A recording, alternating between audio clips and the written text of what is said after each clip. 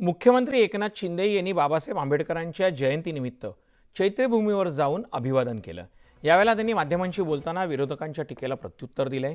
संविधान बदलण्याचा कट असल्याचा आरोप हा तथ्यहीन असून संविधान बदलण्याची कुणाचीही हिम्मत नाही असं मुख्यमंत्र्यांनी ठणकावून सांगितलं। तर काँग्रेसला जे 60-70 वर्षात जमलं नाही ते मोदींनी फक्त 10 वर्षात करून दाखवलं अशी टीका शिंदेंनी केली। तर मोदींची गॅरंटी आज जनतेनेही मानल्याचं शिंदे म्हणाले। बाबासाहेबांच्या संविधानावरच आमच्या देशाचा कारभार सुरू आहे आणि म्हणून संविधान बदलण्याची कुणाची हिम्मत नाही।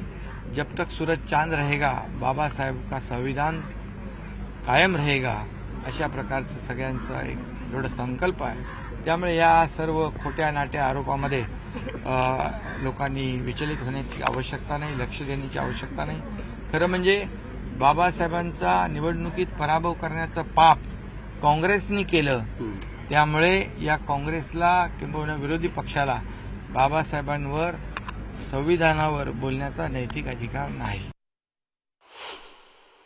50-60 वर्ष त्यांनी असंच म्हटलं 1 लाख रुपये देणार, पण इथं तर आज मुद्रा योजनेमधून मोदीजींनी 20 लाख रुपयापर्यंतची मर्यादा वाढवलेली आहे।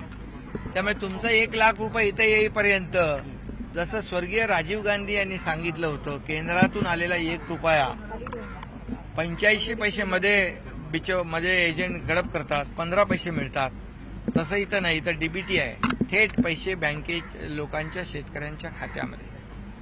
त्यामुळे त्यांनी टीका करावी, टीकेला उत्तर मोदी साहेब कामाने देतात।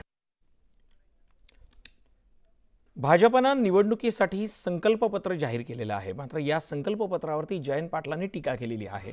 भाजपचं घोषणापत्र जाहीर करण्यात आलं असलं तरीही संविधान बदलण्याचा कट हा त्यांच्या 400 पारच्या घोषणेतून दिसतो असं जयंत पाटलांनी म्हटलंय। त्याला देवेंद्र फडणवीसांनी चांगलंच प्रत्युत्तर दिले।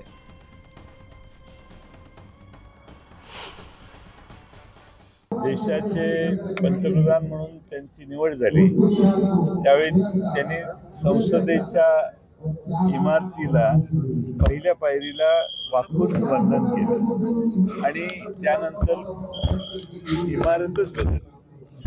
तसं आज संविधानाच्या दिवशी, आजच्या डॉक्टर बाबासाहेब आंबेडकरांच्या जयंतीच्या दिवशी आज घोषणापत्र ते जारी करत असतील त्यांच्या पक्षाचं, तरी त्याचा अर्थ हाच आहे की देशभर आज लोकांना कळून आलेलं आहे की संविधान बदलण्याचा कट 400 पारमध्ये दिसतोय।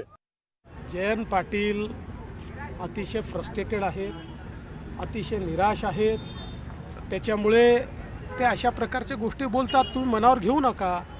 खऱ्या अर्थानं माझा जयंत पाटलांना सवाल आहे, आपले प्रधानमंत्री माननीय नरेंद्र मोदीजी हे असे पहिले प्रधानमंत्री आहेत की ज्यावेळी सगळ्या पक्षांनी मिळून त्यांना प्रधानमंत्री पदाचा उमेदवार म्हणून निवडलं त्यावेळी त्या ठिकाणी त्यांनी संविधान ठेवलं होतं आणि पहिल्यांदा त्या सेंट्रल हॉलमध्ये संविधानाला नमस्कार करून संविधानाची पूजा करूनच मग त्यांनी सगळ्या पक्षांचं नेता होणं स्वीकारलं।